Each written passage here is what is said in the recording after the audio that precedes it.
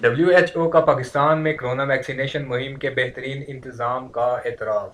عالمی ادارہ صحت ڈبلیو ایچ او نے پاکستان میں کرونا ویکسینیشن مہم کے بہترین انتظامات کا اعتراف کرتے ہوئے کہا کہ کرونا ویکسینیشن مہم کے انتظامات قابل تعریف ہیں۔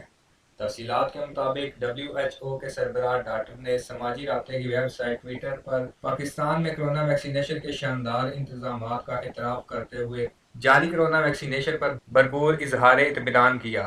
ڈبلیو ایچ او سربراہ ڈاکٹر پریتھا باہی نے پاکستان کی کرونا ویکسینیشن مہم کی بھرپور تعریف کرتے ہوئے کہا کہ پاکستان کے ویکسینیشن مہم کے اقدامات قابل تعریف ہیں۔ غیر ملکیوں کی ویکسینیشن مہم میں شمولیت قابل تحسین ہے۔ ڈاکٹر پریتھا باہی کا کہنا تھا کہ پاکستان بھر کے ویکسینیشن مراکز میں انتظامات شاندار ہیں۔